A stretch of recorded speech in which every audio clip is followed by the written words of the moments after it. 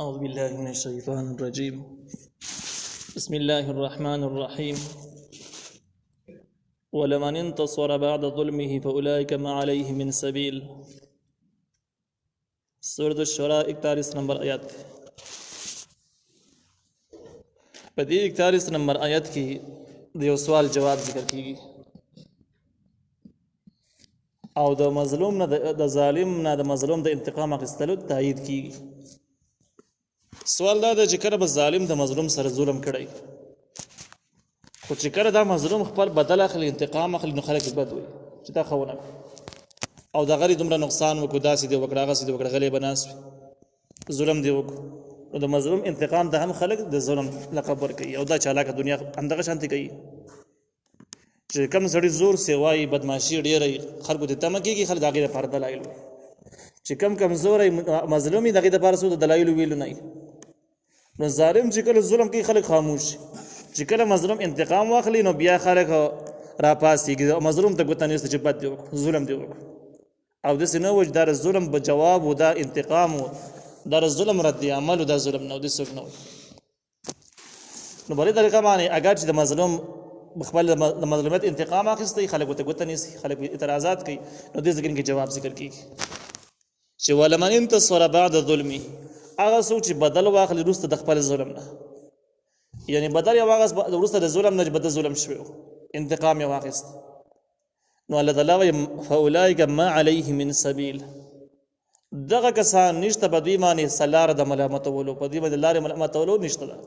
یعنی شرعا عقلا د دې کس ملامتول جرم دی ملامتول یې نه دی پکار ټیک کار یې کړی دی البته چې خلک ځان وشرمه یو بد د خو ته بد وي جدا خبره ده لیکن د الله تعالی په نظام کې د الله تعالی په قانون کې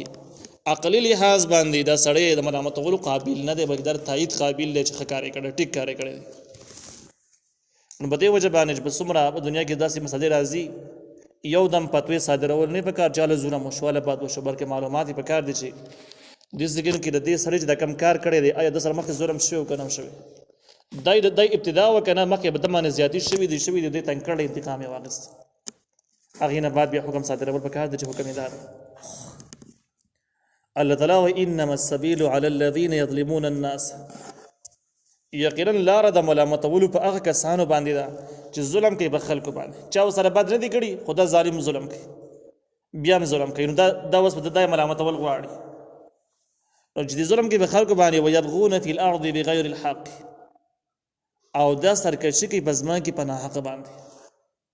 یبغون بغاوت سرکشي ته ویل کېږي د اسلامي احکامو حدود کراس کی د انساني حقونو خیال ونه ساتي دا سرکشي ده نو دا سړی اسلامي حدونه کراس کوي د انساني او مخلوق حقونو باندې خپېږ دي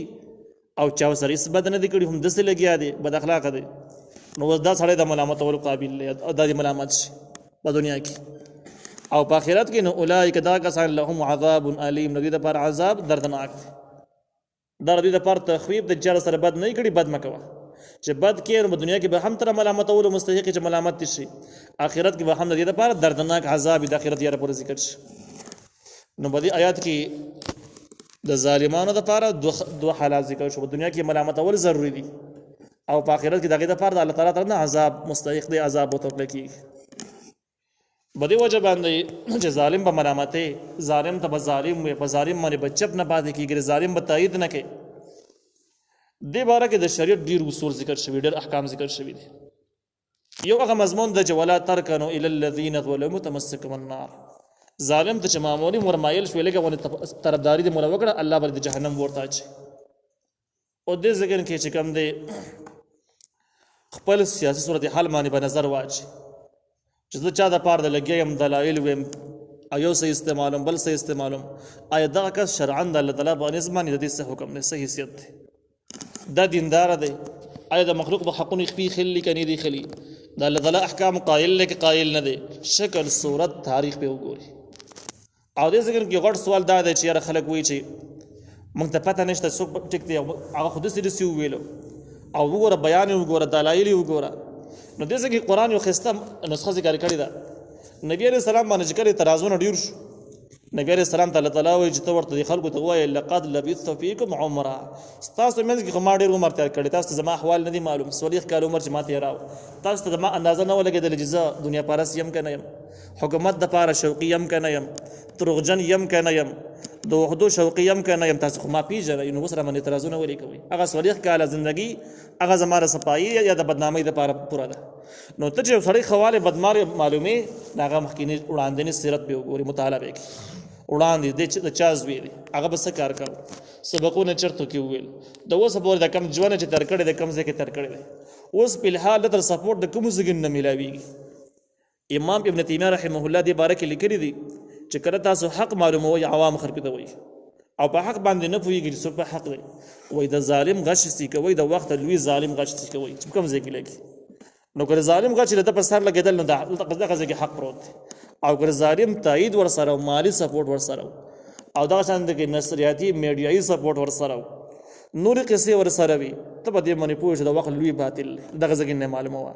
خولې چالاکو پسې مه خطا کېږه نو دې ځای کې د ظالم ملامتول ضروري دي او دې ته به بد وي امام حسن بصري رحمه الله تاریخونه لیکلي دي چې کله حجاج بن یوسف حکمران شو د اسلامي نظام خو قایم و خو د دې باوجود د حرکتونه د ظالمانه او وحشیانه او د انداز داسې و چې یاره څوک چا منځ کې چې اختلاف وي دو مسلمانانو منځ کې د ویل زه به یې قتلوم پرېږدم یې نه ولې قتلوم ویل ځکه چې دا اختلافات دي اسلام ترقي نه شي کولی ویل له 25 نه واله 70 هجرې پورې اسلام ترقي نه ده کړې خو نریزیانې شوي دي او چې څوک اختلاف کوي زه به یې وژنم نو ګوره دا یو اړخ خو صحیح دی چې اختلاف بد شی دی خو دا دویم چې زه به یې وژنم دا شی غلط اختلاف به راځي ته به قرآن باندې حل کړه حدیث باندې ولا حل کړه ښایسته فیصله ونه وکړه دارالقضا کې ولا فیصله وکړه دا شی حجاج بن یوسف نه کوو چې نه کوو نو دا انداز یې ظالم شو او د لاس به خلک شهیدانېدل قتلېدل به نو په دې طریقه باندې به امام حسن بصري په بازارونو کې په عامو حالاتو کې به اعلانونه کول چې خلکو حجاج بن یوسف ظالم دی دا انصافي نه دی دې ته امیر المؤمنین نشي ویلی او چې کله ورته نشي ویلی د لپاره به دعاګانې هم نه کړي چې کله حکمران صالح یې نیکي او اسلامي نظام قایم کړی په امت باندې په رعایت باندې ضروري ده چې هغې له به دعاګانې غواړي د خیر دعاګانې به ولکړي د بقا دعاګانې به ولکړي دا د خلکو دپاره ذمهواري ده نو امام حسن بصري بول دې سړي ته به دعاګانې نه کوئ د بقا دعاګانې ځکه ظالم د ظالم دپاره دعاګانې کول جرم دی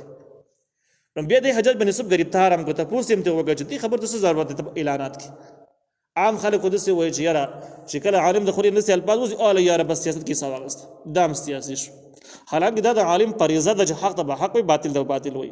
نو امام حسن بصري په بازارونو کې اعلان کړ په هغه وخت کې دا پراپیګنډا نه و چې سیاست کې څه واغسته نو د چې کله راوخته چې تاسو ته ولې دسه کې هغه ویل دا ویل چې ځکه له ظالم ته ظالم ونه ویم نو زه په خپل ظالمانو کې شمارې نه زما فریضه ظالم ته ظالم ویم دې ځکه کې دغه دوه مسارې شو چې ظالم ته ظالم وي ملامت یې او الله تعالی بدله سزا هم ورکړي په آخرت کې نو دغه د آخرت سزا شو ولمن صبر وغفر ان ذلك لمن عزم الامور دې ځکه کې بشارت ذکر کیږي د مؤمنانو لپاره او دویم ترغیب ذکر کیږي دې ته چې تاسو انتقام اخیستلو کې شوقیان ما جوړیږي څومره حد پورې چې ممکن تاسو معاف کوئ نو الله تعالی ولمن صبر چې صبر وکړو څه شي نه صبر وکړو د انتقام اخیستلو نه صبر وکړو انتقام یې وانه اخیست وغفر بخنه وکړه سړی معاف کړو کله چې کس خپل ګناه غوړي پښیمانه نو الله چې په ګناه پښیمانه نه یو معاف کوي دا تر مجرم حوصله افزایی کې نور امتیازي دغه ټیم کې نه نو ان ذلك لمن عزم الامور یقینا دا د غټو کارونه دي عزم الامور هغه امور ته ویل کې غټو کارونه چې په شریعت کې هغه مطلوب چې د سې دی وشي هغه ته عزیمت ویل کې یعنی مطلب دا دی چې په شریعت کې صبر کول بخنه کول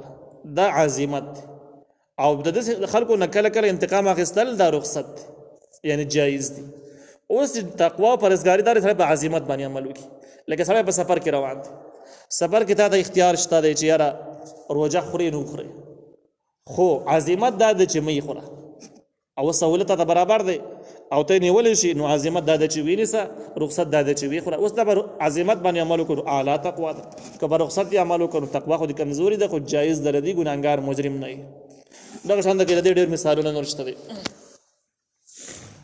نو دا د غټو کارونه دي یعنی اسلام کې دا عزیمت دا اعلی تقوا سره د معاف کولو صفت ځان کې پیدا کی انتقامي سوچ نه کوي ومن یضلل الله هغه څوک چې الله یې بېلارې کړي د څه شي نه بېلارې کړي دا وړاندې چې کوم نهه صفتونه د مؤمنانو ذکر شو د جنت ګټلو دپاره او جهنم نه ځان بچ کولو دپاره نو دغه نهه صفتونه نه چې څوک بېلارې شو فما له من ولي ولا فما له من ولي بیا به نه د لپاره هېڅ قسم دوست من بعده دې نه وروسته چې خلاص کړي دوست بیا را پیدا نه شي ولي په معنا د بچ کولو سره هم راځي نو بیا به نه د لپاره هېڅ قسم بچ کوونکي من بعد د دې نه وروسته چې دا نهه کارونو نه سړی ګمراه شوی دی بېلارې شوی دی د دې نه وروسته به څوک را پیدا نه شي دی د الله تعالی نه خلاص کړي وترى الظالمین او تبین ظالمان خلق د آخرت سزا ذکر کیږي لما رأوا العذاب هر کله چې ویني عذاب ظالمانو دغه کسان مراد دي چې دا نهه صفتونه پکې موجود نه د دې مخالف صفتونه پکې نو دغه ظالمان دي او دا ظالمان چې کله ویني عذاب لره یقولون دی بوای هل الى مرد من سبیل آیا اشتاره د واپس کېدلو دپاره څه لاره چې دنیا ته واپس شو یعنې دنیا ارمان به بیا کړي د نیکو اعمالو ارمان به کړي خو موقع به نه وي وتراهم تبیني یعرضون دی به پیش کېږي علیها دی ورته به الله پیش کړي خاشعین من الذل ډېر عجزي کوونکي به د ذلت نه ینظرون دوی به ګوري من طرف خفي په هغه نظر کمزوري سره کمزوري نظر سره به ګوري مطلب دا سترګې به ښکته کړي د ذلت د وجه نه او د چې کله یو څیز ته ګوري نو سترګې په ګوټونو کې به ګوري ډارې به کتې نه شي دومره به یره او هیبت کې به دومره به شرمېږي دومره به ذلیله د خپلو جرمونو په وجه به ملامت وقال الذين اوای به هغه کسان آمنو چې ایمان راوړی دی ان الخاسرین یقینا تاوانیان الذين هغه کسان دي خسروا انفسهم چې تاواني کړي د خپل ځانونه او اهلهم د کور خلک مؤمنان خلک به ووایي چې دا هغه خلک دی چې خپل ځان هم خساره کړی دی نهه صفات یې په ځان کې نو راوستلي دغه تېر صفات د هغې په مقابل کې نور ګنده صفتونه پیدا کړي